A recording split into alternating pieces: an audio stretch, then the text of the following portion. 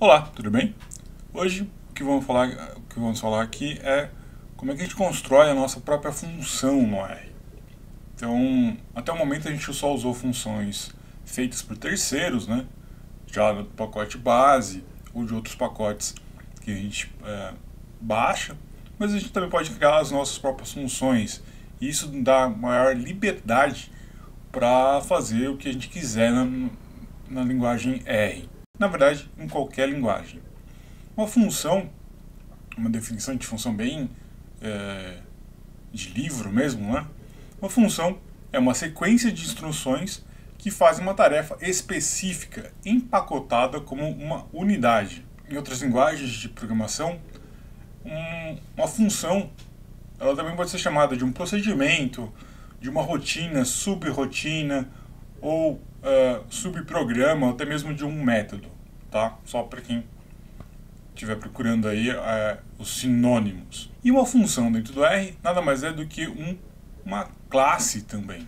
Perguntar, por exemplo, a classe de uma função plot, ela vai dizer que é uma função.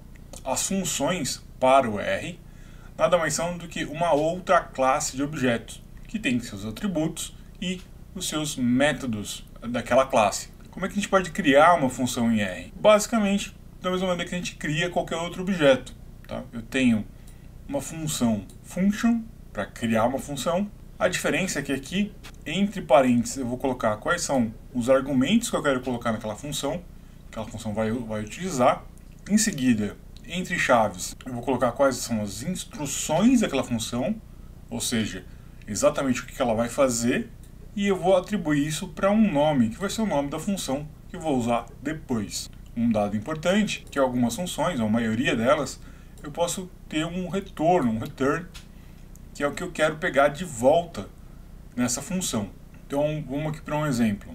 Eu vou criar uma função média. Digamos que a função média não existisse no R. Então, a função média ela vai ter como argumento x, eu vou dar para ela um x. A primeira coisa que eu vou fazer é calcular a soma de x, o número de observações de x, né? Então vai ser o comprimento desse vetor de x. A média vai ser a soma dividido pelo número de observações e eu vou retornar a média. Olha só, poderia fazer isso aqui fora de uma função, né? Posso simplesmente copiar isso aqui para fora da função, por exemplo. E aí eu coloco aqui que x vai valer de 1 até 10, rodar a soma, estudo o número de observações e calculei a média. Média 5.5. Então, uma função nada mais eu vou pegar um código que eu já tenho, que eu poderia rodar fora de uma função, né? Eu vou colocar esse código e colar dentro de uma função. Qual que é a vantagem? A vantagem é que trabalhando com funções eu consigo modular melhor o meu código, trabalhar com ele com muito mais eficiência. Então, como é que é essa função aqui? Eu vou rodar ela aqui, ó. Então, eu acabei de criar dentro do meu ambiente essa função e agora eu posso usar ela. Então, eu vou colocar aqui o nome da função, média, e o meu x aqui, né? Eu tenho que passar para ele. Meu x vai ser de 1 até 10. Pronto, deu 5.5 de novo. Veja que essa função tem um único argumento, que está aqui, ó. É o x. Então, o que eu passar aqui dentro dos parênteses vai ser o x. Eu poderia nomear isso, né? Colocar x igual aqui. E dar a mesma coisa. Tá? E a resposta dessa função, que ela retorna para mim, está justamente dentro dessa outra funçãozinha aqui chamada return. Se eu não colocasse nada aqui dentro, eu vou apagar essa média aqui, o que vai acontecer? Eu vou rodar de novo essa função, dessa vez o return está vazio. A hora que eu rodar a função média, ele vai me responder nulo. Por quê? Porque eu não disse, eu não deixei explícito para a função o que eu queria que ela voltasse. Isso é um erro bem comum. Tá? Eu tenho que dizer dentro da função que eu quero que ela volte para mim, qual que é o retorno que eu quero que ela me passe. Poderia muito bem colocar aqui, por exemplo, uma lista com a soma, o número de observações e a média, se eu quisesse. Olha só. Rodei a função. Pronto. Então ele me deu aqui a soma, o número de observações e a média. Então vejam que eu posso pedir praticamente o que eu quiser dentro desse return, tá? Em geral, a gente acaba trabalhando com return em formato de lista, mas nesse caso aqui eu também poderia trabalhar com um formato de vetor, né? Para mim eu traria os três valores dentro de um mesmo vetor, tá? Mas aqui só para a gente entender como é que funciona o return. Então, basicamente, a gente pode colocar o que a gente quiser aqui no meio, um código gigantesco ou pequeno, tanto faz, às vezes uma linha, dentro de uma função. Uma coisa interessante é que esses objetos aqui dentro, soma, número de observações e a própria média, ela só vai existir dentro da função, tá? Ela não existe fora da função. Olha só, o que eu vou fazer aqui de novo? Eu vou fazer uma outra média, média 2, tá? A diferença dessa média aqui para essa outra função média que eu já fiz, eu tirei a linha da soma. O que vai acontecer? Na verdade eu vou somar do lado de fora, tá? Então eu vou aqui, ó. Não vou usar isso aqui por enquanto. Então o que eu vou fazer aqui? Eu vou somar do lado de fora. Então soma entre 3, 4 e 5. Eu vou rodar então essa função, né? Eu vou carregar ela. Carreguei, agora ela está pronta para ser usada. E eu vou pedir a média. A média deu 4. Deu certo. O que aconteceu? Dentro da função, ele pedia a soma. E havia do lado de fora da função um objeto chamado soma. Então ele acabou aproveitando esse objeto. Mas vejam o risco que a gente tem aqui. Se eu por acaso criar um objeto soma do lado de fora, por alguma razão, que seja igual a 1, essa função média vai acabar pegando esse igual a 1 e vai fazer a conta errada. Olha só, vai calcular a média de forma errada. Uma das coisas que a gente tem que entender, aquilo que foi criado dentro de uma função fica dentro daquela função. Como assim? Esses objetos que foram criados dentro do escopo da função, ele não é acessível fora dela, tá? Mas o contrário é verdadeiro. Então, dentro da função eu consigo pegar coisas que estão fora dela, por mais que eu não tenha passado aqui como argumento, tá? Como é o caso aqui que eu acabei de mostrar da soma. O contrário não é verdadeiro. Eu não consigo pegar esse valor aqui de média ou valor de observações fora da função média. Então é como se eu tivesse um micro espaço ali dentro de cada função, onde cada uma delas age de um jeito, ok? Eu não consigo acessar do lado de fora. Então vamos fazer aqui uma outra função bem rapidinha, que é olá mundo. Olá mundo. Função, function, eu vou passar para ela uma variável aqui que eu vou chamar de nome,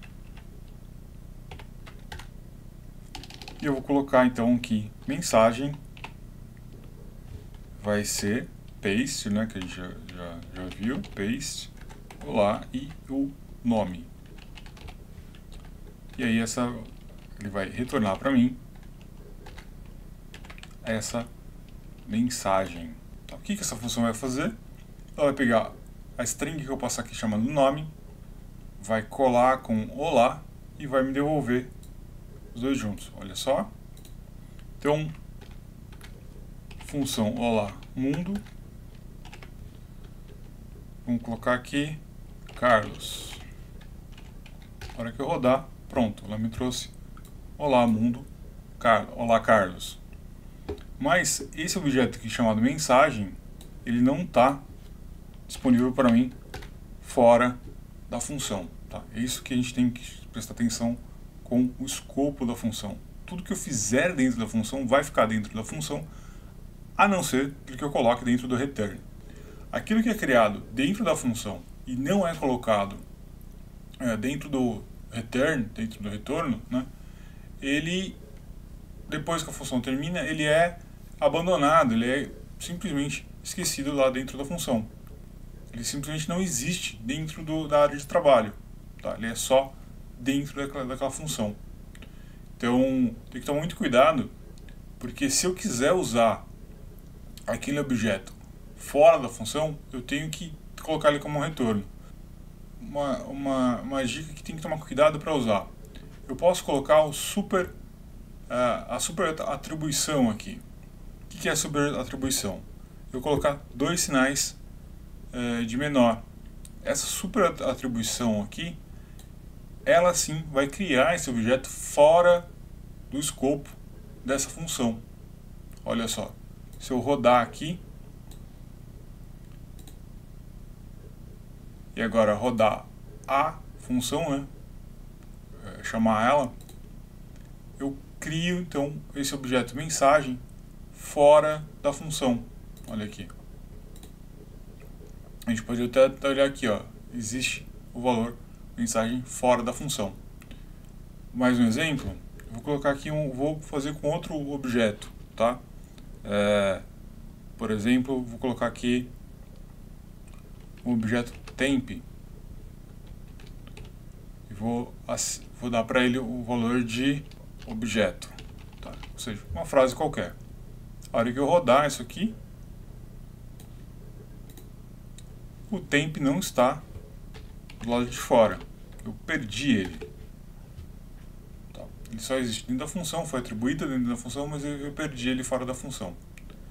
Ele não, como ele não retorna dentro do return, eu perdi ele para sempre.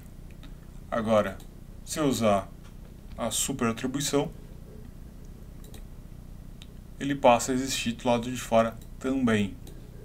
Vou rodar de novo aqui, rodar mais uma vez, o temp, ele passa a existir do lado de fora. Tomem muito cuidado, esse tipo de super atribuição eu raramente vejo, eu nunca usei, para falar a verdade, mas existe, por acaso se você encontrar de algum modo esse tipo de atribuição, saiba que é para isso, é para você escapar do escopo, né, da área de trabalho, da mini área de trabalho que a função oferece, tá bom? Eu espero que vocês tenham entendido o que é uma função, como é que a gente monta uma função, e a gente vai continuar falando sobre códigos mais pra frente.